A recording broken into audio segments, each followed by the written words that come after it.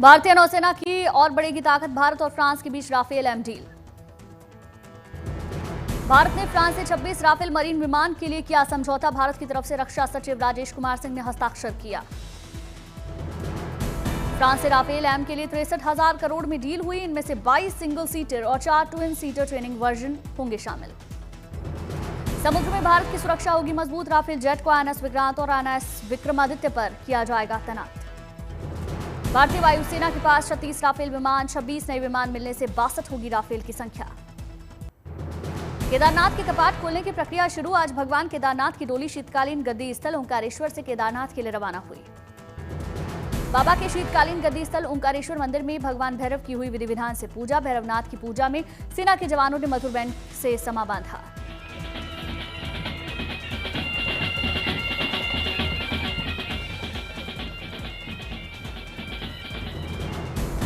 बाबा भैरवनाथ की पूजा में उमड़ा सैलाब, केदारनाथ यात्रा को लेकर भक्तों में दिखा जबरदस्त उत्साह। भैरवनाथ को माना जाता है बाबा केदार का रक्षक, भैरवनाथ की डोली को केदारनाथ धाम के लिए रवाना किया गया। 1 मई को केदारनाथ धाम पहुंचेगी डोली, 2 मई से भक्तों को बाबा केदार के अलौकिक स्वरूप के दर्शन होंगे। उत्तराखंड में 4 धाम यात्रा की तैयारियां तेज, सीएम धामी ने तैयारियों को लेकर अधिकारियों के साथ बैठक की। सीएम धामी ने यात्रा को लेकर अधिकारियों को दिए कड़े निर्देश, कहा यात्रा के दौरान यात्रियों की छोटी से छोटी सुविधाओं का ख्याल रखा जाए ताकि वे अच्छा संदेश लेकर घर लौटें। हरिद्वार में 4 धाम यात्रा के लिए पंजीकरण पर लगी श्रद्धालुओं की भीड़, पंजीकरण के लिए बनाए गए 20 काउंटर। विदेशी नागरिक और दिव्यांग यात्रियों के लिए अलग से बनाए गए काउंटर, ऑफलाइन पंजीकरण के लिए 1000 लगाए गए स्लॉट। श्रद्धालुओं के लिए 15 मोबाइल टीमें भी तैनात की गई, करीब 500 से अधिक सीसीटीवी से होगी 4 धाम यात्री की सुरक्षा। जम्मू कश्मीर विधानसभा का 1 दिवसीय विशेष सत्र, विधानसभा में मौन रखकर दी गई श्रद्धांजलि। जम्मू कश्मीर विधानसभा के विशेष सत्र में डिप्टी सीएम सुरेंद्र चौधरी ने पहलगाम हमले की निंदा करने का प्रस्ताव पेश किया, कहा कुछ लोग जम्मू कश्मीर में माहौल बिगाड़ने की कोशिश कर रहे। विधानसभा के विशेष सत्र में बोले सीएम उमर अब्दुल्ला, कहा पहलगाम आतंकी हमला, देश पर हमला, आतंकी हमले में लोगों ने अपनों को खोया, पीड़ित परिवारों के साथ हमारी हमदर्दी।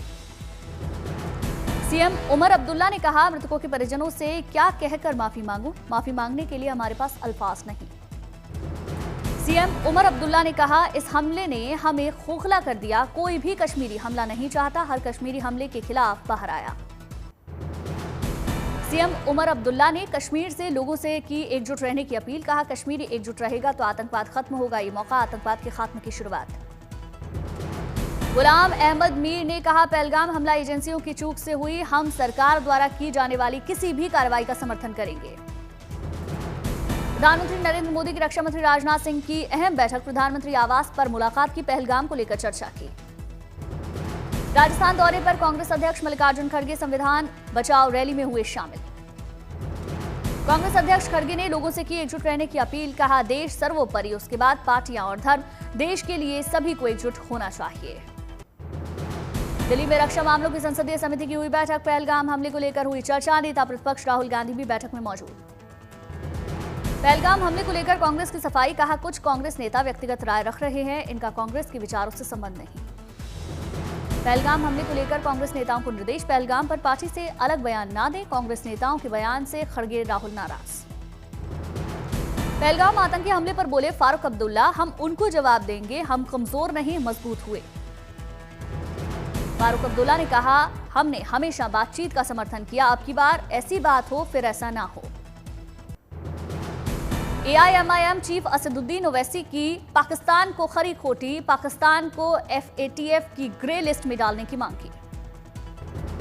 ओवैसी ने कहा युद्ध का फैसला सरकार को करने देना चाहिए, आतंकवाद को हमेशा के लिए खत्म करे सरकार। पाकिस्तानी प्रधानमंत्री शहबाज शरीफ को बड़े भाई नवाज शरीफ की नसीहत, युद्ध से दूर रहने की सलाह, कहा भारत से युद्ध न करने में ही भलाई। नवाज शरीफ ने कहा भारत पाकिस्तान के बीच शांति बहाली हो, कूटनीतिक तरीके से मामले का समाधान हो। पाकिस्तानी सेना ने आतंकियों को शेल्टर बंकर में रहने को कहा, लॉन्च पैड से आतंकियों को हटा रही पाक सेना। पाकिस्तानी यूट्यूब चैनल्स के खिलाफ भारत सरकार का बड़ा एक्शन, बैन किए गए शोएब अख्तर सहित न्यूज के 16 यूट्यूब चैनल्स, प्रोपेगेंडा रोकने के लिए कदम उठाया गया। ब्रिटेन के वाणिज्य मंत्री से मिलेंगे केंद्रीय मंत्री पीयूष गोयल। भारत और ब्रिटेन के बीच व्यापार समझौते पर बात होगी। बेलगावी रैली में पुलिस अधिकारी पर नाराज हुए सीएम सिद्धारमैया। कार्यक्रम के दौरान एएसपी को सार्वजनिक रूप से थप्पड़ मारने की कोशिश की। वक्फ संशोधन कानून के खिलाफ फूटा एसपी नेता अबू आजमी का गुस्सा। लोगों से की 30 अप्रैल रात 9 से 9:15 के बीच घर को, ऑफिस और दुकान की लाइटें बंद करने की अपील।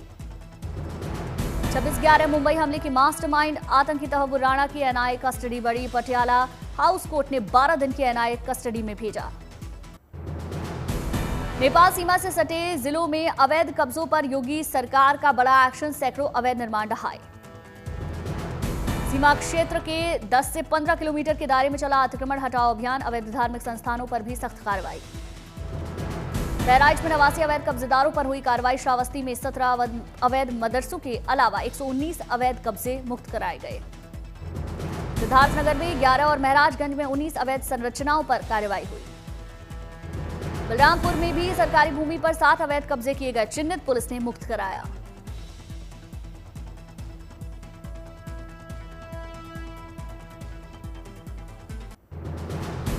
दिल्ली के त्यागराज स्टेडियम में सीएम रेखा गुप्ता ने आयुष्मान वय वंदना योजना का शुभारंभ किया। केंद्रीय मंत्री समेत कई बीजेपी के नेता शामिल। आज से बुजुर्गों को मिलेंगे आयुष्मान वय वंदना कार्ड के लाभ। 10 लाख रुपए तक करा सकेंगे मुफ्त इलाज।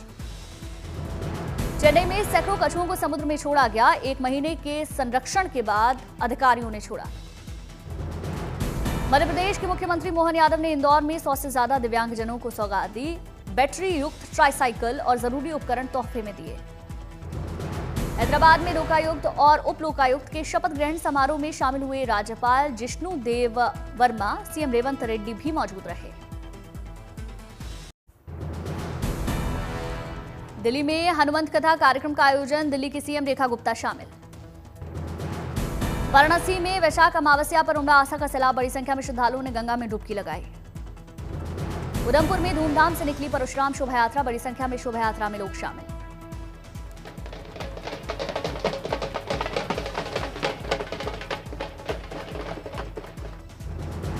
पंचकूला में परशुराम जयंती पर कार्यक्रम का आयोजन। सीएम सैनी शामिल हुए।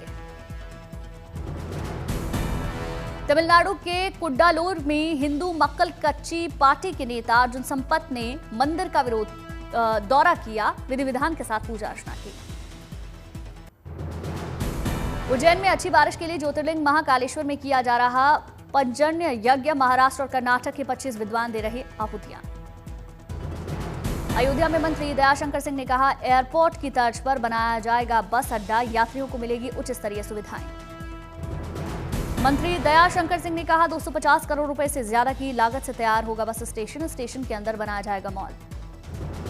दिल्ली के असोला भट्टी वाइल्ड लाइफ सेंचुरी में जानवरों को गर्मी से बचाने के लिए खास इंतजाम किए गए। जलाशयों में पानी भरा गया।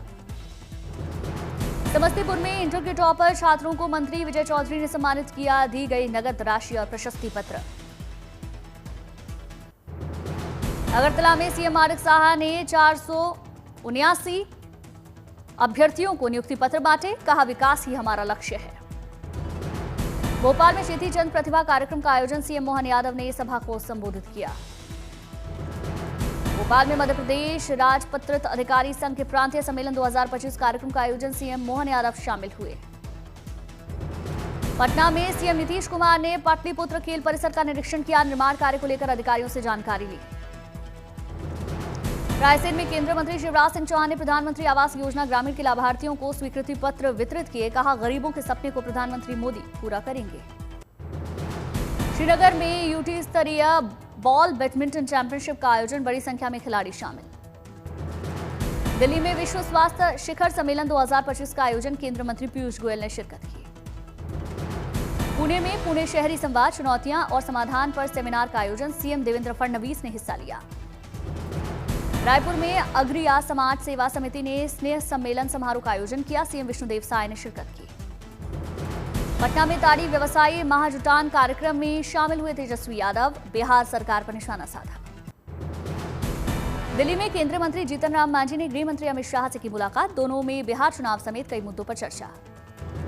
इंदौर में शॉर्ट टर्म वीजा वाले पाकिस्तानियों को भेजा गया वापस पाकिस्तान। सर्च के दौरान चिन्हित किए गए कुल 18 पाकिस्तानी लोग। भारत से वापस ना जाने वाले पाकिस्तानियों के खिलाफ होगी कार्रवाई। 3 साल की जेल या लगाया जा सकता है 3 लाख रुपए जुर्माना। पाकिस्तान से आई सीमा हैदर को नहीं जाना होगा वापस पाकिस्तान। सीमा हैदर के नागरिकता संबंधी कागजात भारत सरकार और राष्ट्रपति के पास लंबित, जिन पर नहीं लिया गया अंतिम निर्णय। कोलकाता में एसएससी छात्रों ने राज्य सरकार के खिलाफ प्रदर्शन किया। पुलिस ने प्रदर्शन कर रहे कई छात्रों को हिरासत में लिया।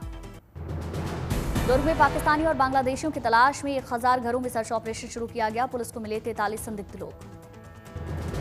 अहमदाबाद में अवैध घुसपैठियों के खिलाफ पुलिस चला रहे स्पेशल ड्राइव। पुलिस ने पकड़े 1000 से ज्यादा संदिग्ध। 143 लोगों को वापस भेजा जा रहा। अलवर में सिक्किम के राज्यपाल ओम माथुर ने कहा, चीन ने भारत की 1 इंच भी जमीन नहीं किया उस पर कब्जा। प्रधानमंत्री मोदी की जमकर तारीफ की। डीएमके के मंत्री ने एक्टर विजय पर इशारों में तंज कसा। कहा, ब्लैक मनी में एक्टर ने ली सैलरी, कर रहे भ्रष्टाचार की बात। ग्रेटर विशाखापट्टनम की नगरपालिका की मेयर चुनी गई टीडीपी नेता पीला श्रीनिवास राव। समर्थकों ने जमकर जश्न मनाया। भेंट की गई कई किलो की फूलों की माला। एक्ट्रेस से प्रोड्यूसर बनी गीता बसरा। पति हरभजन सिंह के साथ शुरू किया अपना प्रोडक्शन हाउस। 89 साल की उम्र में स्विमिंग पूल में उतरे धर्मेंद्र। फिटनेस देखकर लोगों की आंखें खुली रह गईं। फिल्म द नेटवर्कर का ट्रेलर जारी। नेटवर्क मार्केटिंग पर आधारित है फिल्म। 9 मई को सिनेमाघरों में दस्तक देगी। गर्लफ्रेंड गौरी संग एक्स वाइफ के घर पहुंचे आमिर खान। बेटे जुनैद भी साथ दिखे। 38 साल छोटी हरियाणा की शकीरा संग डांस करते दिखे 72 साल की शक्ति कपूर। Video viral. जीटीआरआई ने दावा किया, प्रतिबंधों के बावजूद हर साल 10 अरब डॉलर का भारतीय सामान पाकिस्तान पहुंच रहा है। कोलंबो, सिंगापुर और दुबई जैसे पोर्ट्स के जरिए हो रही supply. RBI governor Sanjay Malhotra ने इस साल भारत की विकास दर 6.5% रहने का भरोसा जताया। कहा, वैश्विक चुनौतियों के बावजूद भारत स्थिरता का केंद्र बना हुआ है। इलेक्ट्रॉनिक कंपोनेंट्स मैन्युफैक्चरिंग के लिए 2000 करोड़ रुपए का निवेश करेगी टाटा इलेक्ट्रॉनिक्स। भारत में इलेक्ट्रॉनिक्स उद्योग को बढ़ावा देने वाला ये निवेश सरकार की प्रोत्साहन योजना के तहत होगा। यमुना नदी के कायाकल्प के लिए भागीदारी करने की प्रधानमंत्री अपील को मिलने लगा जनसमर्थन। स्वच्छ और निर्मल यमुना के लिए लोगों ने बड़ी संख्या में बढ़ चढ़कर हिस्सा लिया। ग्रेटर नोएडा में घर खरीदारों को उत्तर प्रदेश सरकार के मुख्य सचिव मनोज कुमार सिंह ने सौंपे रजिस्ट्री डॉक्यूमेंट्स। 550 से ज्यादा परिवारों के बीच शुरुआत में 35 को मिले रजिस्ट्री के दस्तावेज।